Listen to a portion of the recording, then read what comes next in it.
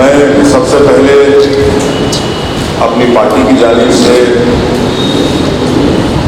उन तमाम हाजियों को भरोसा देना चाहता हूँ जो कल जो हादसा हुआ मक्का में हरम शरीफ में प्लेन गिरने से, मेरे अल्लाह से दुआ है कि अल्लाह सुब्हाना व तआला उन तमाम की शहादत को कबूल फरमाए, उनको मग़फ़िरत दे, और जो ज़ख्मी है उनको अल्लाह जल्द सेहतयाब कर दे। दूसरी बात यह है कि MIM पार्टी ने ये फैसला लिया है कि बिहार में जनाब अख्तरुल साहब MIM पार्टी के प्रेसिडेंट होंगे। अख्तरुल साहब बिहार में MIM पार्टी के प्रेसिडेंट होंगे। दूसरी बात यह है कि MIM पार्टी ने फैसला लिया है कि इंशाअल्लाह हम इलेक्शन में हिस्सा लेंगे, और MIM पार्टी इलेक्शन में बिहार में सिर्फ सीमांचल के इलाके में इलेक्शन लड़ेगी।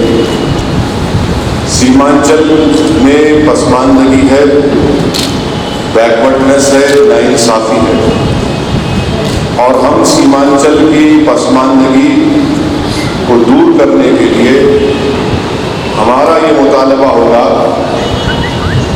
जीतने के बाद इंशाअल्लाह ताला कि बिहार असेंबली में और पार्लियामेंट में सीमांचल के इंसाफ के लिए आर्टिकल 371 के तहत एक डेवलपमेंट काउंसिल बनाया जाए। ये MIM पार्टी का फैसला है और यही बातें मुझे आप तक कहना था। अंग्रेजी बोलो।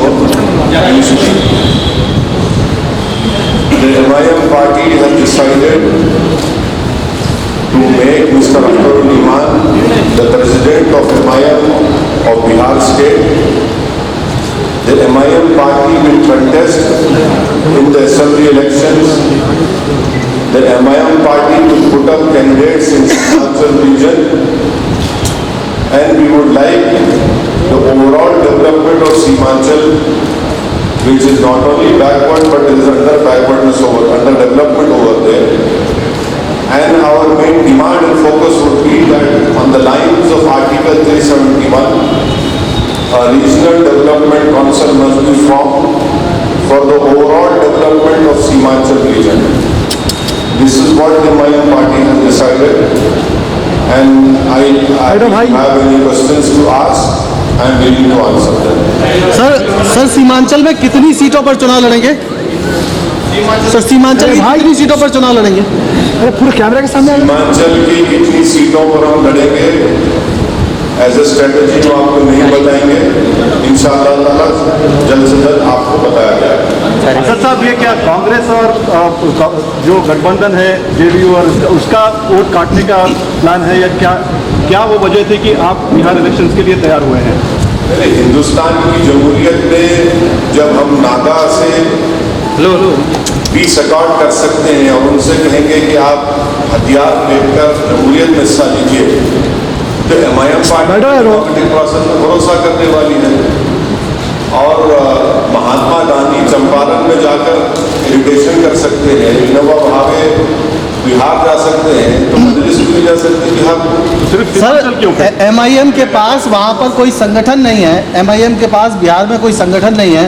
अचानक लास्ट मोमेंट पे जब NDA गठबंधन जो है वो सर्वे में नीचे जाता नजर आ रहा है, MIM में फैसला लेती है कि वो चुनाव में उतरेगी। आपको नहीं लगता कहीं ना कहीं इससे BJP या NDA को फायदा होगा? सीमांचल में हम सिर्फ सीमांचल के 4 जिलों में इलेक्शन लड़ेंगे या सीमांचल के रीजन में इलेक्शन लड़ेंगे। कितने सीटों पर लड़ेंगे आपको बताएंगे। अब जहां पर हम नहीं लड़े वहां पर BJP जीत गई, तो फिर इसका जवाब क्या देंगे? अभी दिल्ली यूनिवर्सिटी का रिजल्ट आया, ABVP, इसका क्या जवाब है? कुछ नहीं कर रहा हूँ, आपको धक्का नहीं लगता?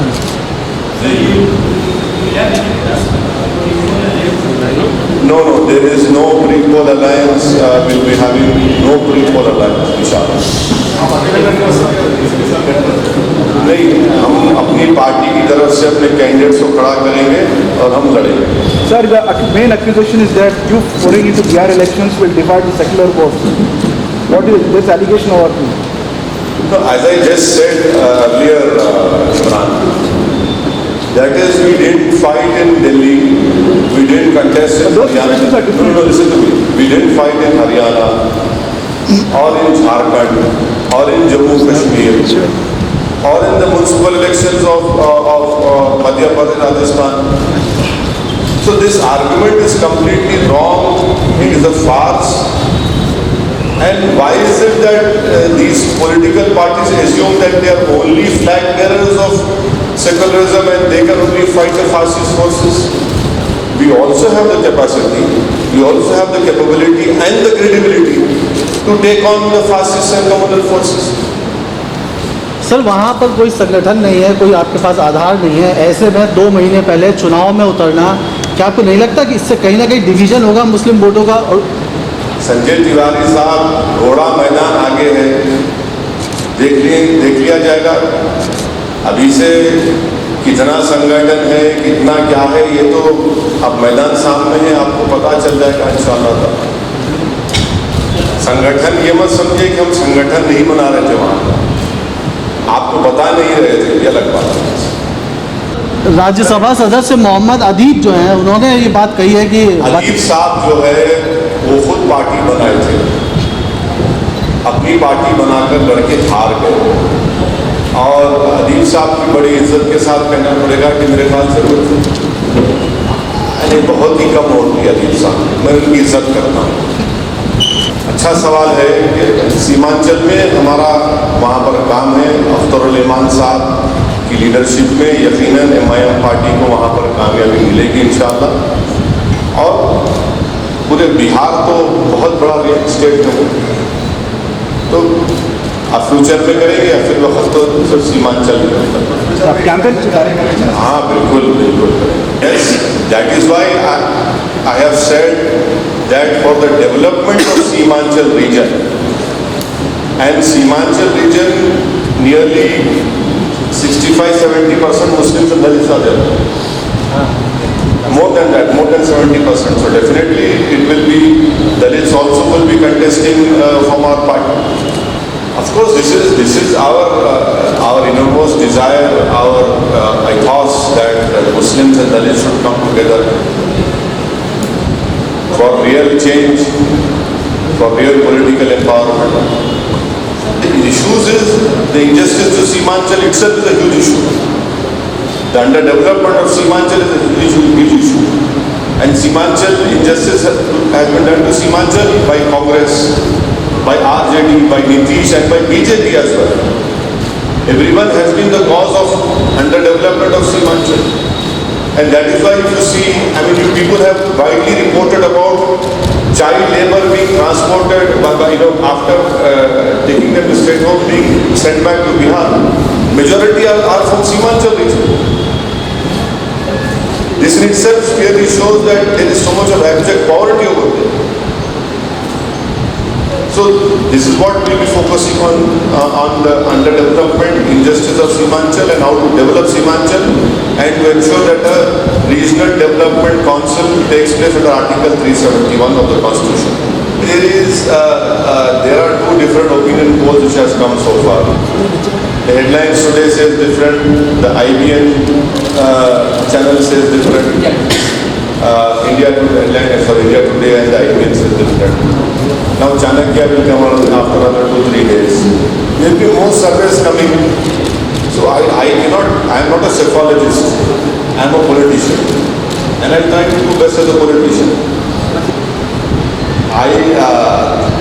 There are more than 242 seats in Bihar.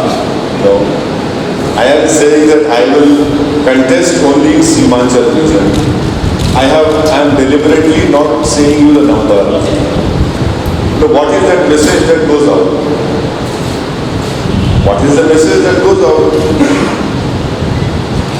Sir Uttar Pradesh में भी पंचायत चुनाव में MIM वो संजय तिवारी साहब वहाँ पर हमारे जो कन्वीनर हैं शौकत साहब वो फैसला लेकर आपको बताएंगे। वहाँ पर मैं कहूँगा कि शाम तक या कल तक इंडिया चैनल को बता दो कि क्या करने वाले वो बताएंगे।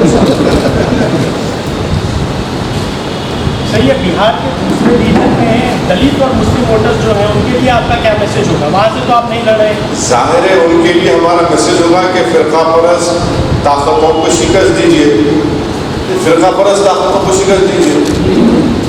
कौन है फिरका परस्त ताकत? फिरका परस्त ताकतें वो हैं जो हिंदुस्तान के प्लुरलिज्म के खिलाफ हैं।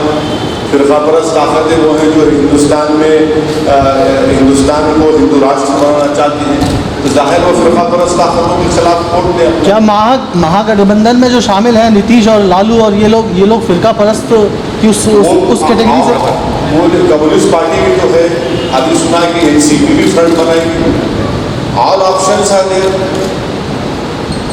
मल्टीपल चॉइस क्वेश्चन है बिहार के आवाम के सामने। तो सर मेरा सवाल अख्तरुल इमान साहब से है कि पिछली दफ़े उन्होंने अपना जो है चुनाव लड़ने लास्ट मोमेंट पे उन्होंने अपना चुनाव ना लड़ने का फैसला इसलिए किया था कि मुस्लिम वोट डिवाइड हो जाएगा। क्या आपको नहीं लगता कि इस बार भी वही सिनेरियो है, लेकिन कहीं ना कहीं आप उस डिवीज़न में भागीदार बनने जा रहे हैं? जी जनाब, पिछली बार जो मैंने चुनाव से अपने आप को अलग करने का फैसला किया था उसकी कोई ख़ास वजूहत थी। एक वजह तो ये थी कि वहाँ पर ऐसे लोग खड़े थे फिरका परस्त पार्टियों से कि जिन लोगों ने किशनगंज की गंगा जमनी तहजीब और हिंदू और मुसलमानों के मोहब्बत को बड़ा नुकसान पहुँचाया था। पिछले दिनों के रिकॉर्ड हो गए थे। ऐसे लोगों को रोकना जरूरी था। और दूसरी बात ये थी कि खुद जो जदयू के पूरे ज़िला की जो कमेटी थी उसके 90% अफराद बीजेपी के हाथों में बिक चुके थे। और जब इसकी खबर दी गई उनके मुखिया को तो उन्होंने इस पर कोई तवज्जो नहीं दी। तो एक अंदेशा ये भी हुआ कि कहीं न कहीं इन लोगों के दरमियान में कोई आपसी मुफाहमत है। तो ऐसे वक्त में किशनगंज के जो वहाँ के हालात हैं उसको सामने रखते हुए हमने फैसला किया। लेकिन इस बार भी जब आप चुनाव में उतरेंगे तो उससे कहीं ना आपको नहीं लगता कि वो आप उन्हीं चीज़ों को मदद करेंगे जिनके लिए आपने पिछले दफ़े चुनाव में? जनाब आपके साथ कुछ गलत फहमियाँ हैं कि मेरे वजह से कुछ गलत ताकतों को फ़ायदा मिल गया। मुझसे पहले 2 मरहले के इलेक्शन हो चुके थे, उनका नतीजा आपके सामने में होगा। जिन लोगों की हमदर्दी में आप बात कर रहे हैं उनका खाता तक नहीं खुल पाया था। लेकिन जब मैंने ये फैसला लिया तो सीमांचल की पूरी पट्टी में दलितों का और अक़लियतों का एक मुत्तहदा फैसला हुआ।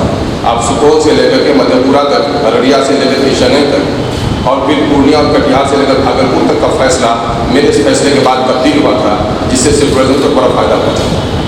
Sorry, see, that is a very subjective issue. Sometimes one party has been in power for more than 50 years in India, and still farmers are committing suicide.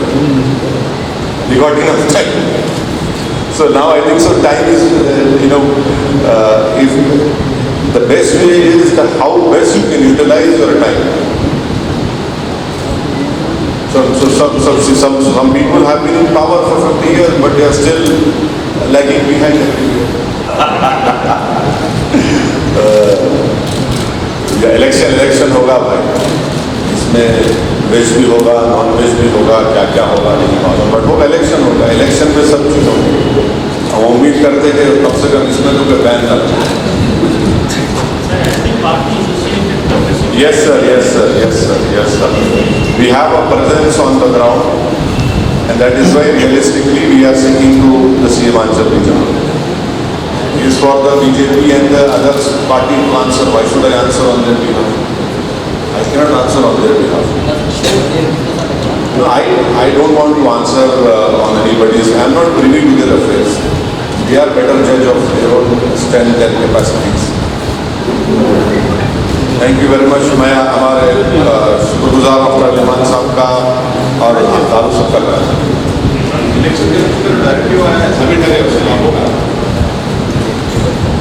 हमारे साथ इस वक्त किशनगंज से और बिहार के दूसरे हिस्से से कुछ अहबाब तशरीफ़ लाए हैं, जिन लोगों ने जनाब असदुद्दीन ओवैसी साहब का प्रोग्राम को वहाँ पर कामयाब कराया था और MIM के नज़रिया से इत्तेफाक रखा और जो सीमांचल की पसमानदगी के खिलाफ मुसलसल लौटे आ रहे हैं, उसमें से एक बड़ा नाम हमारे दरमियान में है जनाब भाई इंजीनियर आफ्ताब अहमद साहब हैं, जो पिछले एक लंबे अरसे तक कांग्रेस से इनका रिश्ता रहा। वो सूबाई स्पोक्समैन भी रहे वहाँ पर। हमारे बाजू में बैठे हुए जनाब भाई जनाब मजहर साहब और मजहर हुसैन साहब समाजी कारकुन भी हैं, सियासत का एक लंबा तजुर्बा भी रहा है और सीमांचल की पसमानदगी के खिलाफ मुसलसल होते रहे। जनाब भाई गुलाम साहिब साहब एजुकेशनिस्ट हैं, स्कूल चला रहे हैं, तालीमी तहरीक उस इलाकों में बर्पा किए हुए हैं और सीमांचल के साथ हो रही नाइंसाफ़ी के खिलाफ मुसलसल लड़ रहे हैं। इस किस्म के बहुत सारे अफराद, बहुत सारे अहबाब शामिल हैं। ये लोग सब तशरीफ़